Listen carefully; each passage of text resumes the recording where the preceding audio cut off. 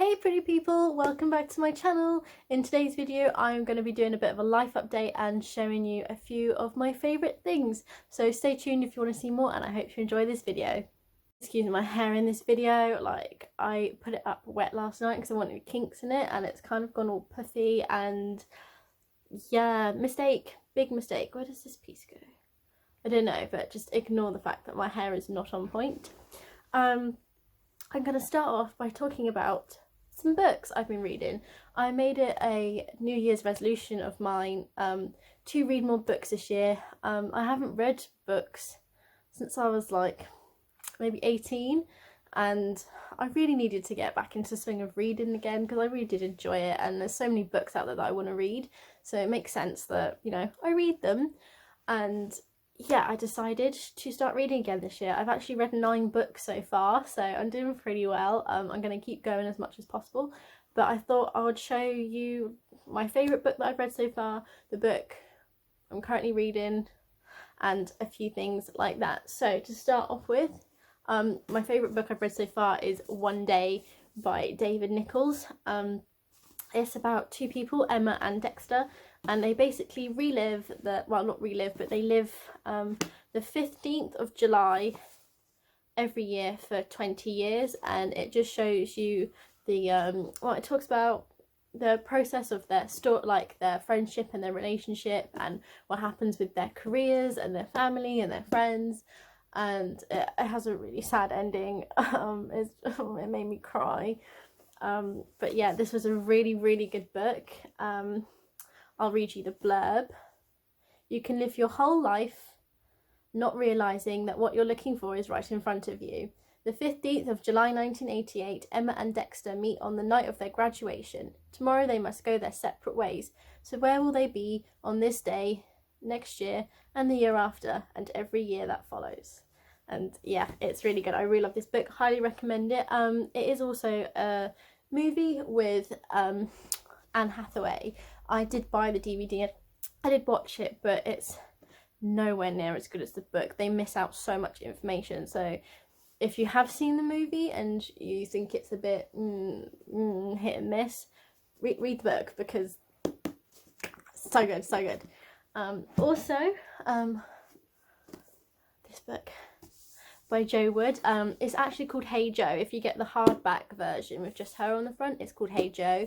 But this is the paperback version, and it's called It's Only Rock and Roll, 30 Years with a Rolling Stone. Jo Wood, obviously she was married to Ronnie Wood of the Rolling Stones. He's just up there. Yeah, and that's also another one of her books, Stoned.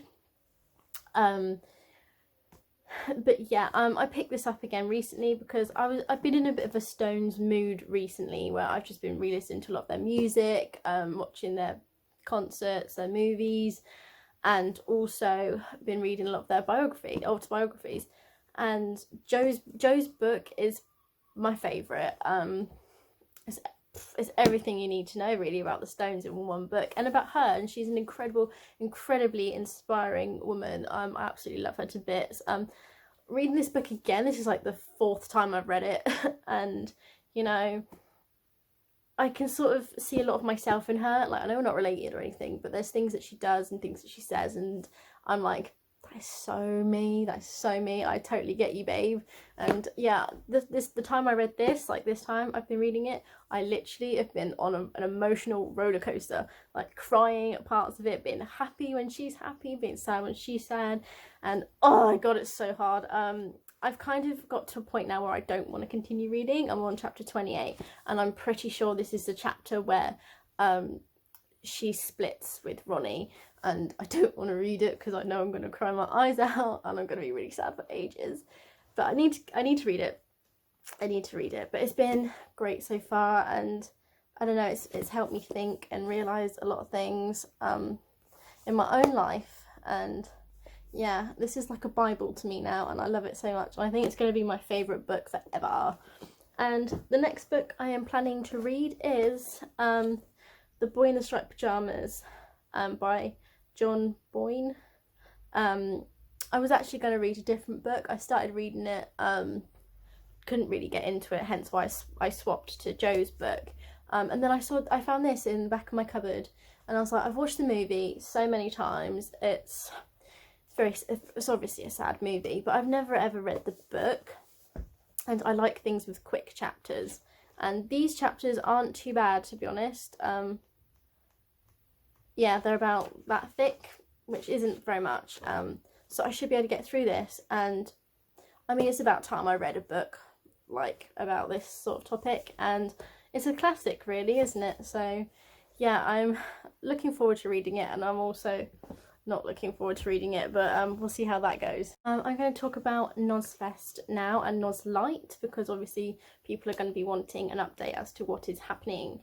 Obviously Nosfest and Noslight have had to have been rescheduled, and they're going to be taking place in 2021 instead. I'm actually pretty content with this, because I didn't really do a lot of work on either of those gigs, so they wouldn't have gone well anyway. So the fact I've got a whole year to make them better is absolutely fantastic in my eyes. All the tickets that have already been purchased or won are still valid, so you can still turn up on the day and you'll obviously be allowed in. I've also added Western Sand to the lineup, which I'm super excited about. I feel like the lineup is finally complete, and I'm so much happy about the whole thing, and I'm ready to give both projects my all. Yeah, that's all I really have to say on the matter. Noslight is taking place on the 15th of June. No, it's not. Scratch that. It's not. It's taking place on the 15th of May. And Nosfest is taking place on the 14th of August. I will leave links and everything in the description if you want to find out more and get your tickets. But yeah, I'm really excited that I've got a whole new year to work on them instead, because I was just in such a bad headspace to, you know, when I was actually trying to put these on, that they wouldn't have gone well, and it would have been such a shame. So I'm kind of glad that I've had a whole year to, you know, I can prepare properly now. The next subject is my rats. You can see little Ted Bear in there somewhere. He might come out later in this video, I don't know. He likes to walk around. Sadly, since the last time I did an update video, or did a video in general, my rat Billy passed away. He'd been living with a tumour for a little while, but he was so happy and content with life that it wasn't a concern. And the vet did say that if they were to remove the tumour because of where it was, he probably wouldn't have lasted that long anyway. So because he was so Billy, you know, he was fine, there was no need to remove it, and we would just know when it was the right time, and the right time came a couple of weeks ago, and I'm still not really over it. It sucks. My room is so quiet and it smells so much. If anybody has rats, you'll know that they do smell. And honestly, he must have smelled so bad, because my room doesn't smell anymore at all, and I still have him. And I'm like, maybe Billy was just the smelly one and he stunk my entire house out. But bless him, I miss him. He was the noisy one. He was the, you know, the bundle of joy, and it's just so quiet at night. I've given him so many more toys though, so he's permanently up playing, and we get along a lot better now. We never used to really get along. We used to tolerate each other, and now we kind of say hello, you know, which is really nice. So yeah, I just want to like show, I had him cremated, and I just want to show the box. So if you don't want to see anything like that, like, don't watch this bit. But I know it's a bit weird to show, but it's a really nice box. So yeah, oh god, oh yeah. So Billy is in this box now. I keep him on my windowsill. He's in here. It says Billy on the top, and it's a really nice box. I don't want to drop it, but it's a very nice box. Our vet was Vets for Pets, so you'll probably get a similar service as I did, and they were so lovely, so lovely. It came with a massive bag, like it was in a box, and then another box, and then I got something else with it. So, you know, it was almost like having a gift back, which is kind of weird considering, you know, it's a pet. But I really hate this piece of hair, it's annoying me.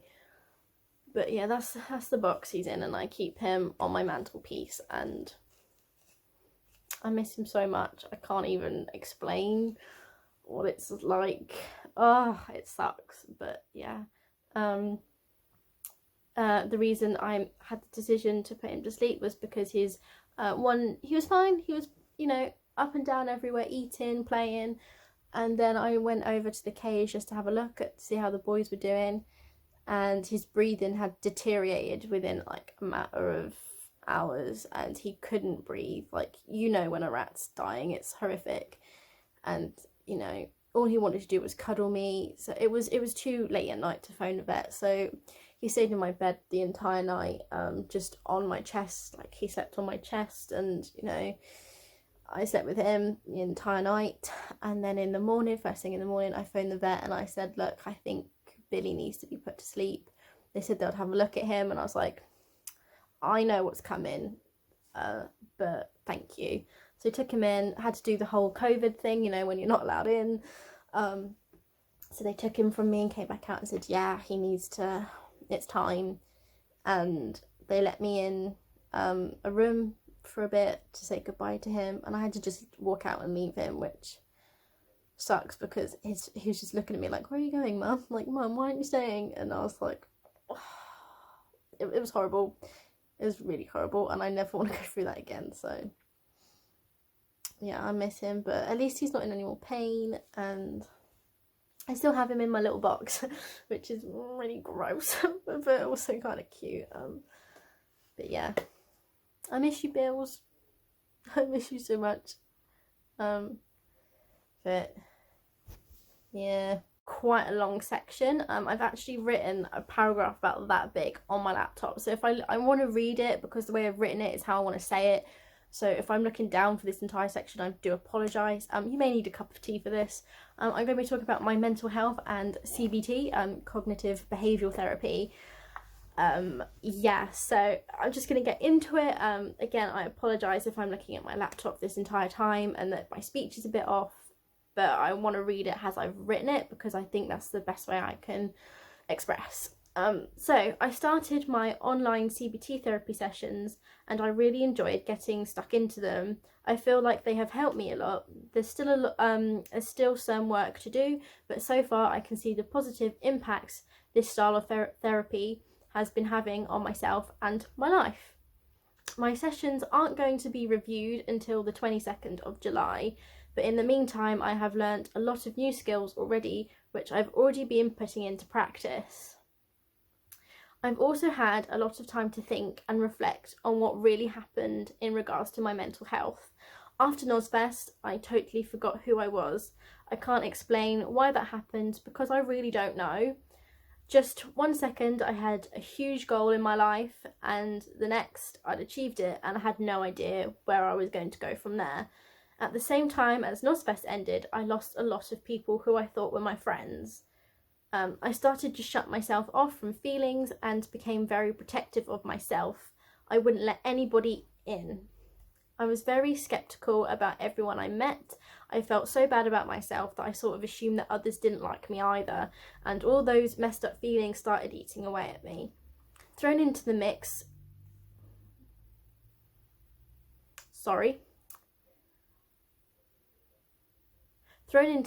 I was also on the pill, which really messes with my head space. I'm sure anybody else who's been on contraception will know what that does to you if you're a woman. I was very irritable and overthought absolutely everything, to the point no one could speak the truth to me because I believed my truth and not the truth. However, I have had the time to learn and recover and reflect on that huge mistake, and I feel like I am back to a self that loves all and listens and has no judgment and wants to live life and have some fun again with all my favourite people. Fingers crossed that gets to happen. So yeah, just to explain a bit more in depth, I've been having CBT online with a service called service called SilverCloud through iTalk. Everything that I've written in that sort of online journal activity book will be reviewed on the 22nd of July, and then I will begin my actual face-to-face therapy, which I'm quite excited for. Yeah, CBT basically helps you change your thought processes and how you feel about things and how that affects your behaviours.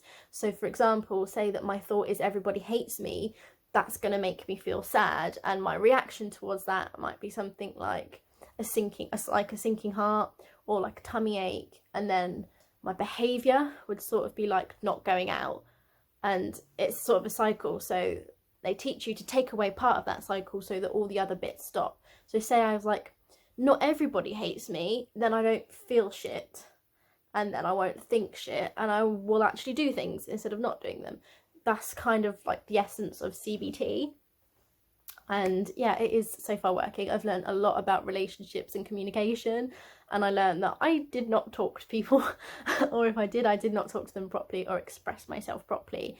So I'm quite looking forward to being able to communicate with people properly for like the first time ever, which is kind of exciting and also really scary because I don't have anyone to communicate with at the moment. So yeah, it's all up in the air.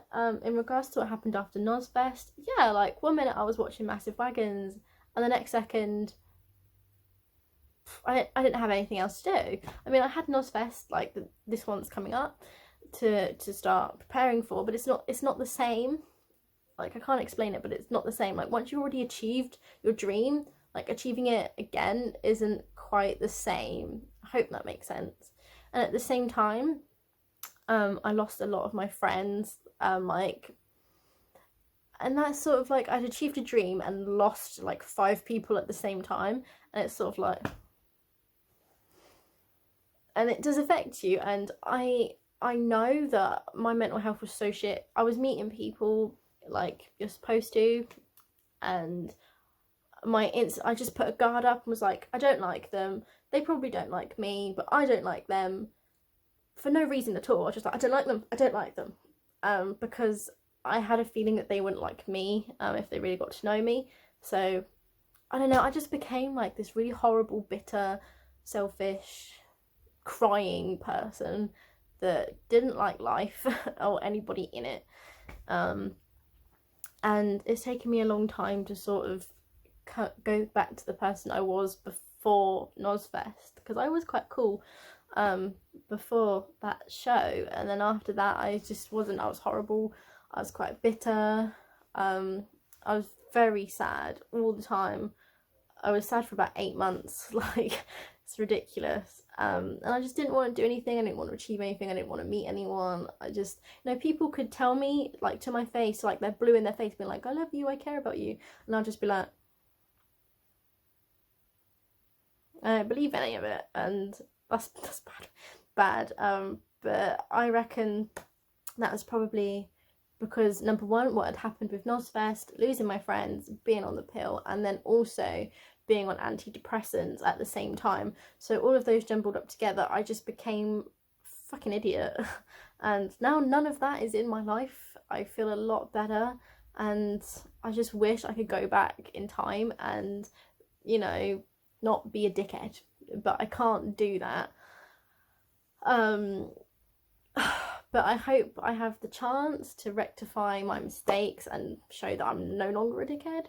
I hope I get to do that. I mean, if I don't, it's absolutely fucking fair enough, but I would like to have the opportunity to just, be like, hey, I was a dickhead, I'm not a dickhead anymore.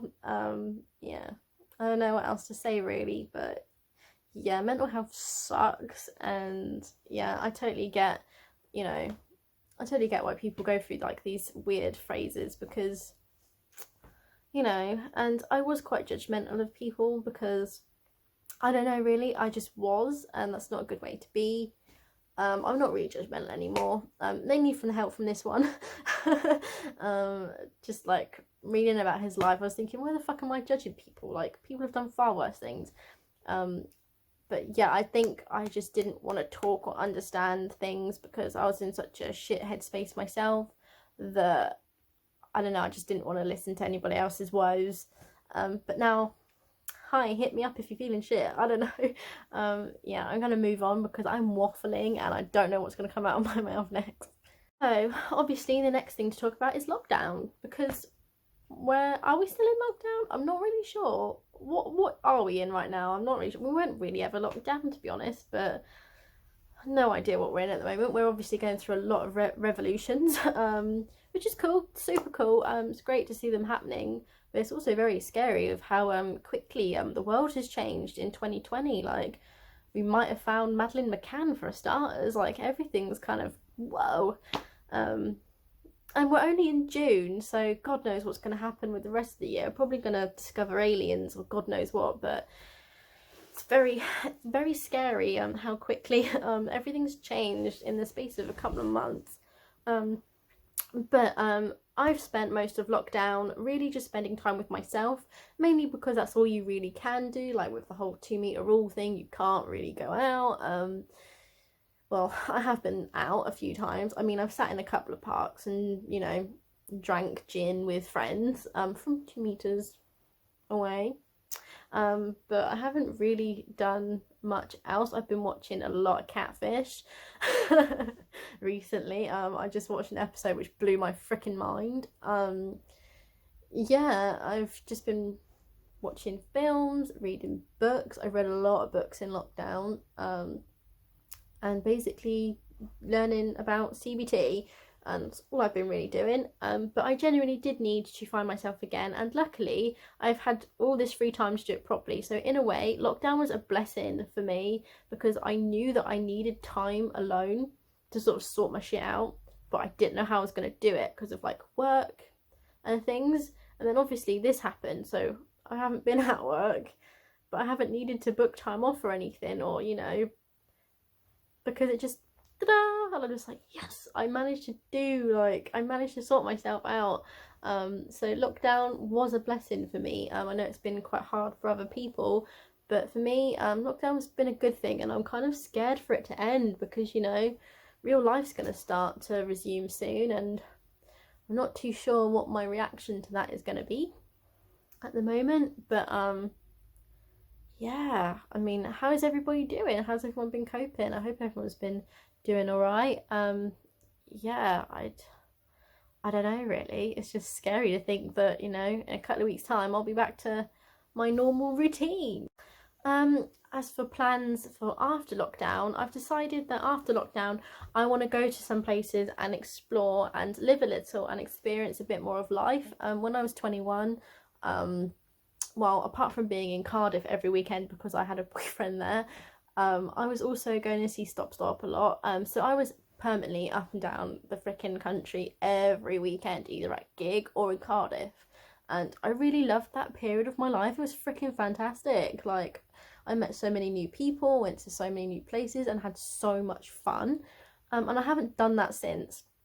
So I'm hoping that as soon as lockdown's over, I'm going to be able to start going up and down the country, and hopefully I'm going to book some holidays abroad, because I've never been on a plane. I've been to France, and that's about it. I haven't actually been like on a plane, or I've been properly like abroad on a holiday ever in my life, which is scary because I am 24. So I want to kind of do things like that, and I've written a list of places in the UK and out of the UK that I want to visit, so I can tick them off like a little bucket list.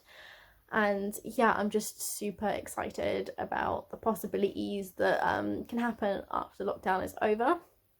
I've also booked a road trip for my 25th birthday. I didn't really want to be doing this on my own, but I couldn't afford to buy, the whole thing is, I'll explain in a minute. I couldn't afford to buy 2 tickets for this concert. I could only afford to buy 1. And then I was like, oh God, I'm going to have to go to this concert on my own, which is cool, but I've never been to one on my own. So basically on my 25th birthday, luckily for me, because I didn't get to see them this year because of COVID, The Who are playing in Cardiff. Yes. And I'm super excited about it. And I had to book a ticket because it's my 25th birthday, and, you know, I never know when I might get to see The Who again. They are getting on a bit. So I booked my ticket to see The Who. I couldn't buy a second ticket because it was going to cost a lot of pounds. So I just booked the one for myself. And then I thought, well, I'll go to Cardiff for a couple of days. So I'm going to be in Cardiff for maybe 3 days, 3 or 4 days, with the concert in the middle. And then I was like, what could I do? Because I'm going to be leaving on my actual birthday. And I was thinking, do I want to go home? Then I was like, do you know what? I'd really like to go to Cheltenham again. I went years ago, when I was 20, I think, to see Stop Stop play. And I was like, kind of want to go again because I didn't really get to see the place properly, and I didn't get to go to see Brian Jones's grave. He's the founding member of the Rolling Stones, and I've never been there, like, to see his grave. And it's a place I've always wanted to go since I was a child. And I was like, I wonder if I could get a train from Cardiff to Cheltenham that doesn't take too long. And hey, it only takes an hour and a half. So I'm going to be going straight from Cardiff to Cheltenham. And I'm going to be staying there for a few days maybe, to have a look around Cheltenham and to visit my bae's grave. And then I was thinking, well, I've always wanted to go to Bath, and Bath is on the way to Cardiff. So I'm thinking I'm going to start my travels with spending a couple of days in Bath, spending a few more days in Cardiff with the concert in the middle, and then continuing on to Cheltenham, to spend a couple of days there, and then coming home, which I'm really excited about. And I'm going to be doing it all on my own, and it's really scary, but it's also really exciting. And I mean, if anybody else wants to come with me, like, you totally can. I mean, I can't get you a ticket for The Who, but maybe you could do something else. But yeah, I'm super excited, and I can't wait to do it. And yeah, excitement. That is all for today's video. I hope I didn't bore any of you or waffle on too much. I probably did, but I hope you have enjoyed watching this video. Sorry I'm a bit weird. And yeah, don't forget to give this video a like if you enjoyed. Subscribe to my channel to see more from me. And I guess I'll see you guys very soon. And yeah, enjoy the rest of the time off if you're still in lockdown like me. Yeah, I'll see you soon. Bye guys.